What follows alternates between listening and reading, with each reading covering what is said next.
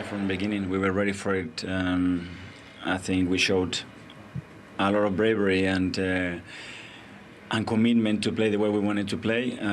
We generated the energy that we wanted to generate at the stadium, which is incredible helpful when you play a game like this. And I think the players took the game, grabbed the game from the hand, and I think we deserve to win the game.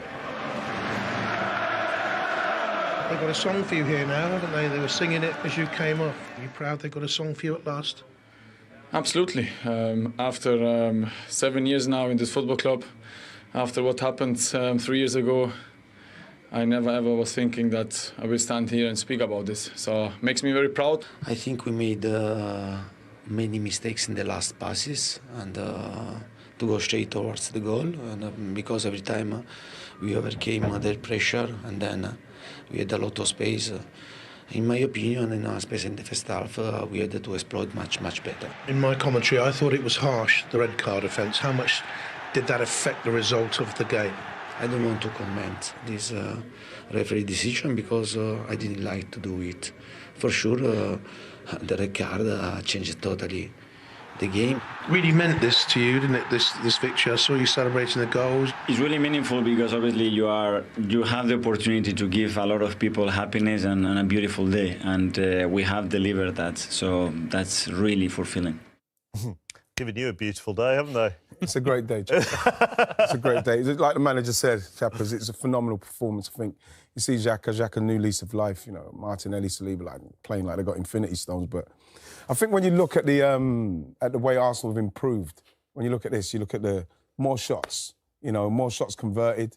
You know, higher turnovers. And what I saw in the pre-season with them is where they wanted to win the ball. You know, possession one in the final third, and you know, like turnovers and stuff. And what the person that epitomised it more than anybody else today in the way they were playing was Ben White.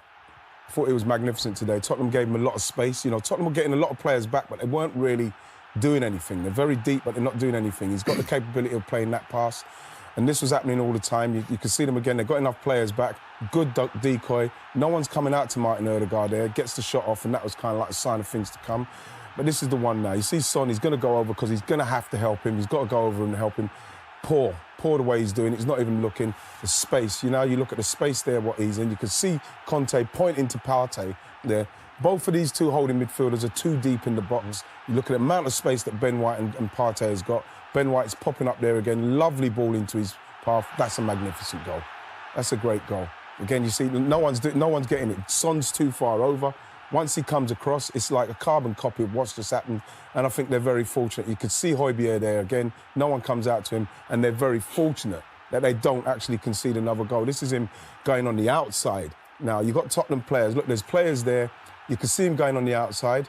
You know what I mean? I believe that Bentancur, for me, has to stop Saka because he's coming in on his left foot. They don't do it. Enough time to shoot. And the goalkeeper spills it. Terrible error from the goalkeeper. And they score again. Again, look at the amount of men there. And Gabriel Jesus, for me, should score. He's just got injured, though, so it was a tough for him. But that was fantastic performance. The most touches in the game for anyone today was Ben White. So pleased for him. And Bukayo Saka very pleased as well. Look, there's a lot of debate around at the moment on Tottenham's approach in general this season. Antonio Conte sitting back, hitting on the counter, so on and so forth. He said in that post-match interview, it was the final pass that did for them today, and you would agree. Oh, absolutely. I mean, not many times we will say it this season, but they were really poor in the final third. Yes, they did sit back and try and hit Arsenal on the bit, but their final pass and touch were so poor because they got into a few good positions. You see Son take up that position there. That's early on in the game. Misunderstanding, poor pass, call it whatever you want. That should be a simple pass for a guy of his ability. He overhits it. It's a great position to be in. We've seen it so many times. And it was a really poor pass. Similar thing again, but just watch his reaction. Into Kane. Kane knocks it off to the right. He doesn't try to get in the box, Son. Nor does Perisic. He should be busting a gut to get in there because that is a really good ball and deserves someone to be on the end of it. Perisic doesn't get in there either. So these are really good positions to be in. All right, a more of a difficult pass this time from Richarlison. But again, it was sloppy. Yes, again, they hit them on the break. A good play, and this is the easiest pass of the lot, or it should be.